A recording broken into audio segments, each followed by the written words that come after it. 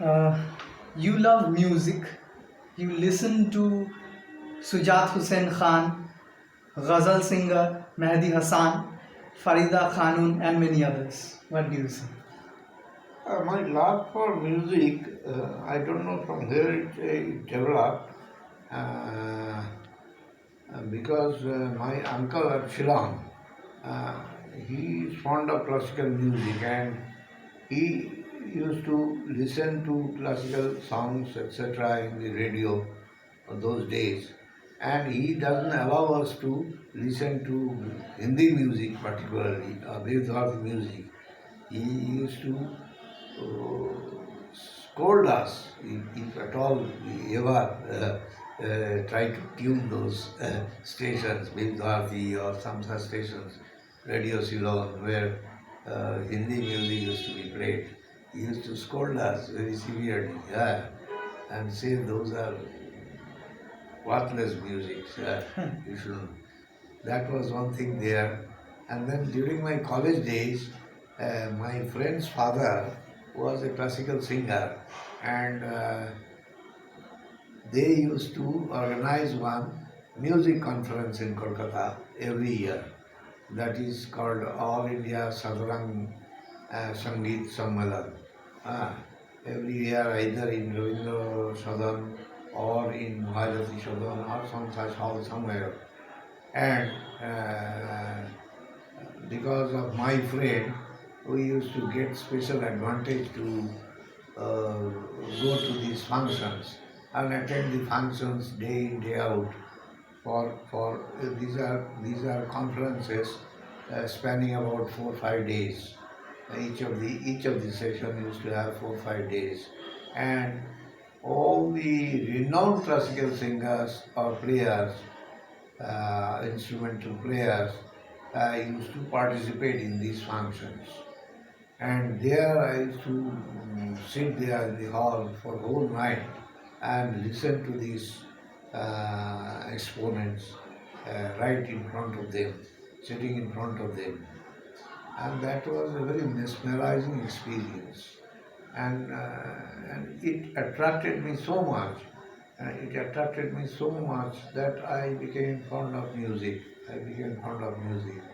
These days I find many of them I get in YouTube and other places. I keep on listening to them. I keep on. I had the privilege of listening to Bhimsen Joshi, Amir Khan, then playing Sarod by Amzad Ali Khan, then so many other exponents. Uh, these so many exponents, and that was a tremendous experience that I enjoyed. I was in the college for 3 years, and 3 to 4 years I was attending these conferences every year for 4 or 5 days, and maybe 2 3 days it is whole night program. The, I saw Hema Malini first in Bharatanatyam dancing. At that time, she has not joined films, uh, so she came for a Bharatanatyam presentation.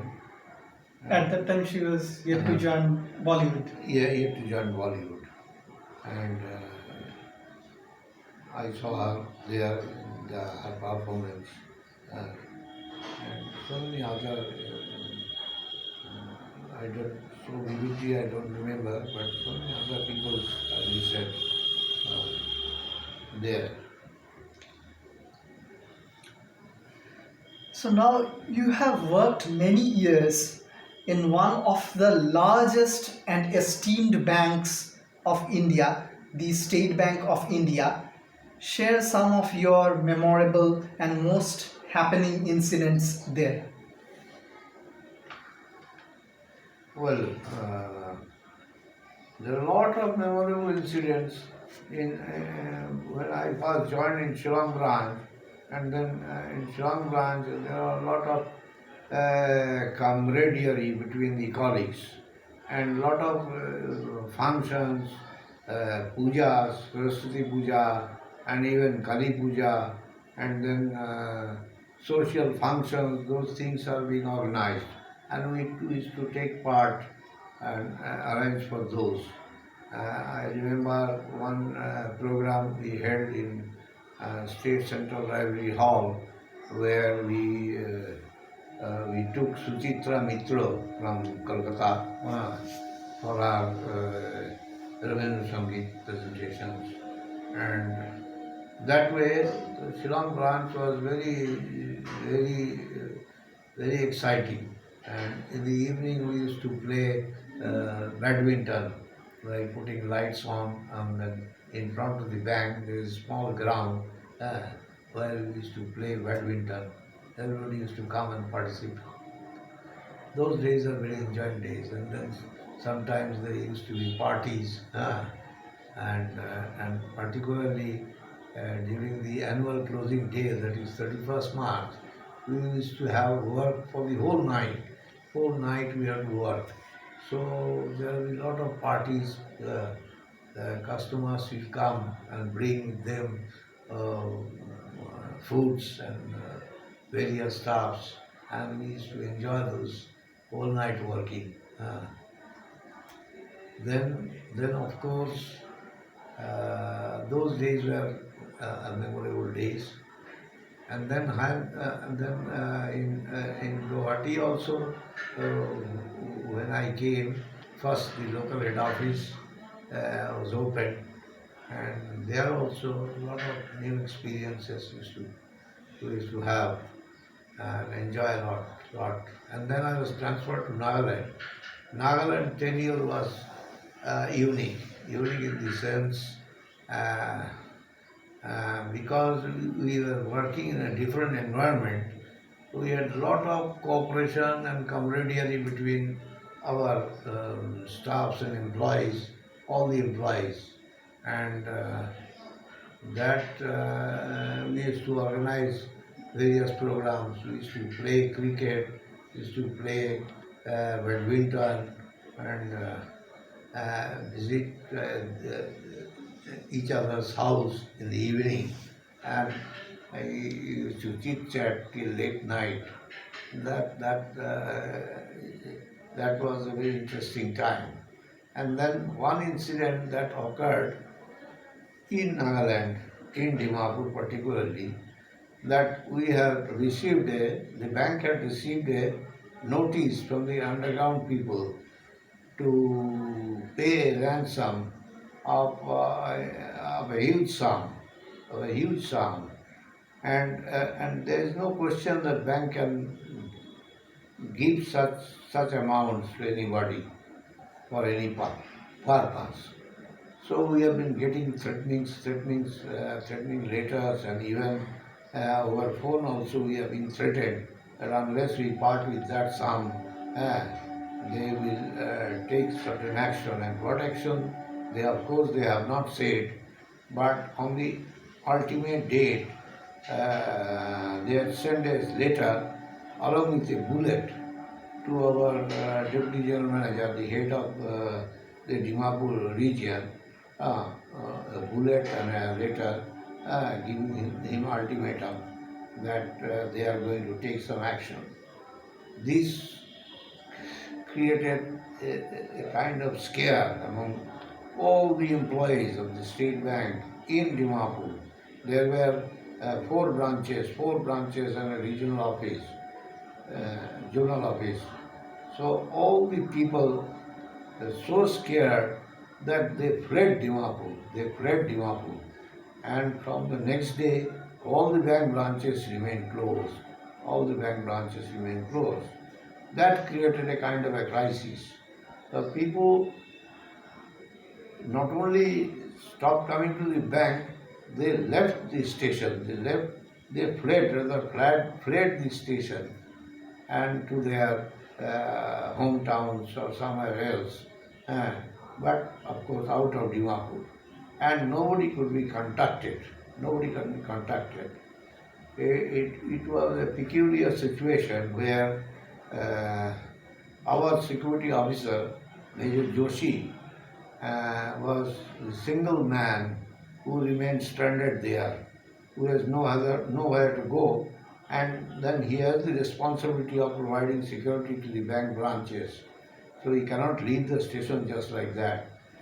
And seeing his fate, when I find that most of my colleagues and in the building where we used to stay together, about 9 families, all of them have left Dimapur. So I was alone there, and I saw the fate of Major Joshi, our security officer, being alone with a small kid. And at the last moment, I said, I will also stay back and face the situation, whatever it is. And we stayed back. And that was a very harrowing time. Harrowing time because the pressures are being built to reopen the banks from the government authorities, from the bank's top hierarchies also, and from the finance ministry and other things, because all transactions have been stopped. And that was a virtually a standstill position for the government also. So the government authorities, the chief secretary, and all these people, they were very much concerned, and they have been asking us to reopen the bank. And there was nobody that they can speak except that they were contacting our head office at Guwahati and asking them to do something. But there was nobody in Dimapur to act. So that was a very harrowing time, and that was a very peculiar experience.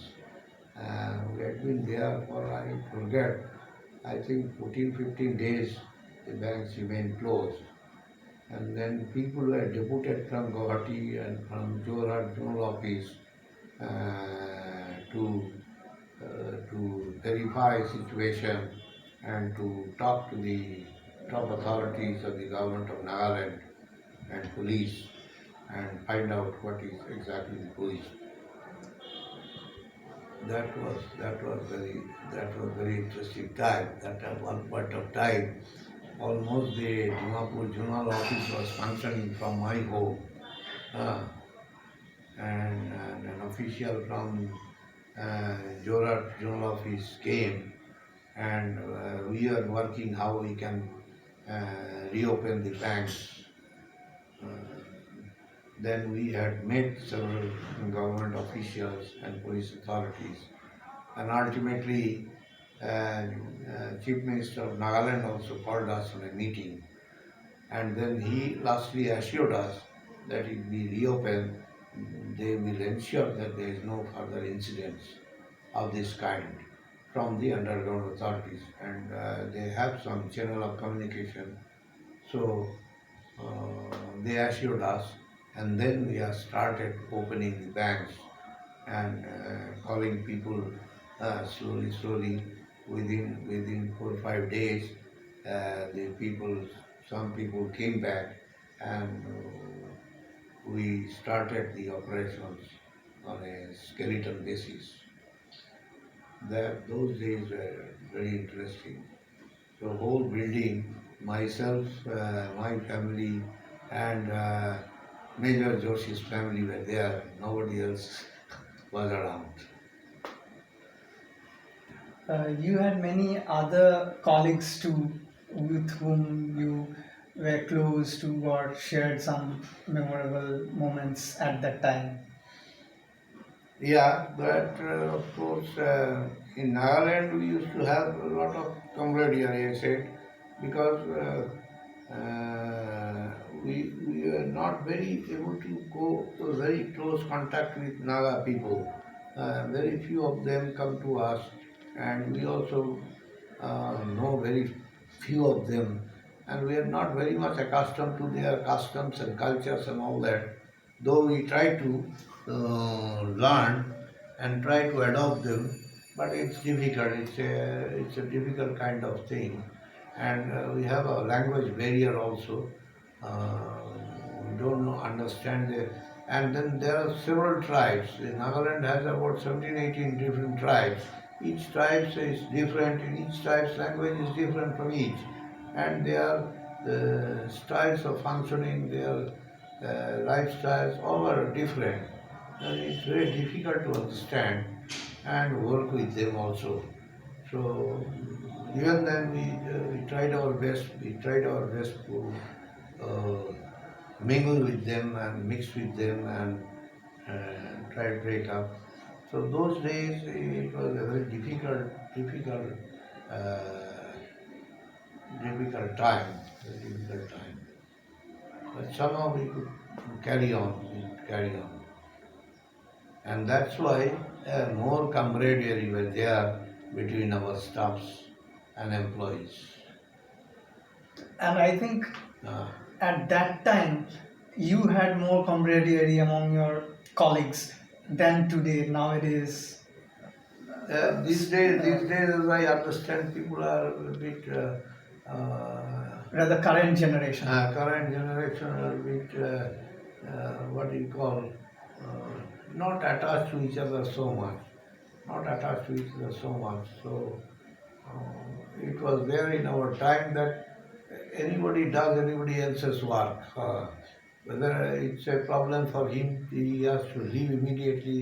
Somebody is fell sick and he has to go home. So we immediately ask him to go and will take care of his works, whatever left out, like that. These days, I don't think anybody will be so coming up with so much help and all that. Yeah. Okay, now let us come to another point. You are very fond of tea. How Ah. is it and how you developed fondness for tea? Tea is one thing. Tea, I don't know. It's a Calcutta culture also. You can say. We used to sit our friends together for long hours, chit chatting and joking and poking and all that. And uh, in between, we used to have cups of teas. In between, we have small stalls everywhere on the roadside, and we used to have small sips of tea.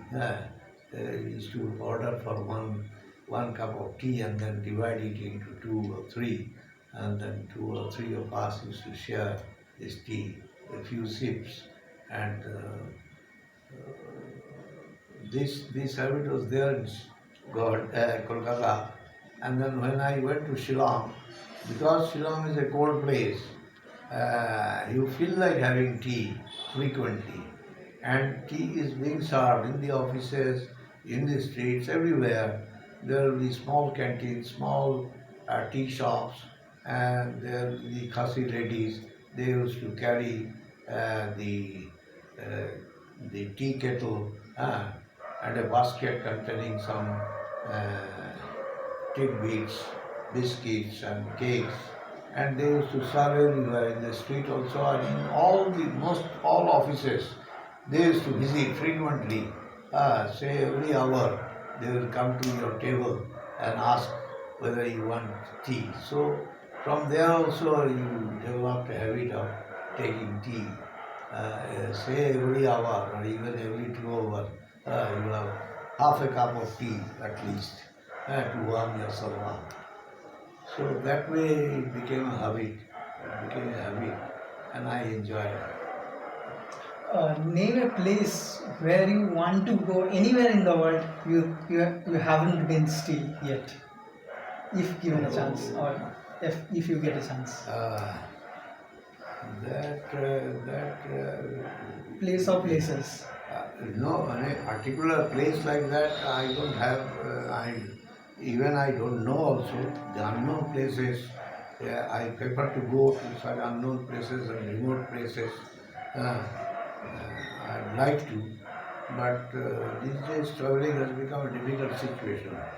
I had a desire to visit Europe, of course, which I could not as yet, And now things are changing so different. I don't know whether this will ever be possible. But that is a desire that remains in me.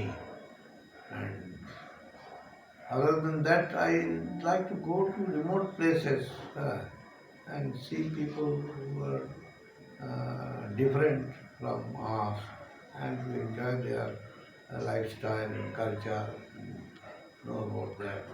Places like remote Kashmir, say Ladakh, or um, say the end of Gujarat, or Saurashtra, and say even in Kerala. Yeah. I like to travel. I like to travel. Okay, so finally we have come to the end of the show. So, in the end, I would like to ask the only one question that is left. How do you feel, or rather, are you feeling after coming to the show, the Sukalpa Dhar show? It's interesting indeed. It's interesting because I have never participated in a talk show like this. And although sometimes I think of chronicling my life right from the childhood somewhere, just for the posterity's sake. But no, it's not a kind of a biography or autobiography or something. I'm not a person whose life is will be so interesting for people. But I just will sometimes think of chronicling my days right from my childhood, so that posterity can take note of those things that is there. But this is very enjoying. This very enjoying. Thank you for Okay. calling me. Okay, final 2 lines or so. Mm. What you, if you want to say anything, ah. to just complete. Yes. I want to say that every man has his specialities and his stories are there, and these stories taken together forms the you can see history. History is only amalgamation of those stories. So it is good to have uh, all talk shows, hold talk shows, and take people's stories and blend them together. Someday this may develop into a new horizon for you. So thank you so much. তুমি সুস্থ থাকো, ভালো থাকো, আরও অনেক দিন এরকমই থাকো। আর আমার তরফ থেকেও ভিউয়ার্সদের তরফ থেকে অনেক শুভেচ্ছা জানাচ্ছি। অনেক ধন্যবাদ আমার সাথে আসার জন্য। Thank you. আর আপনাদের চোখ থাকুক দ্য সুকল্প ধর শোতে। ধন্যবাদ।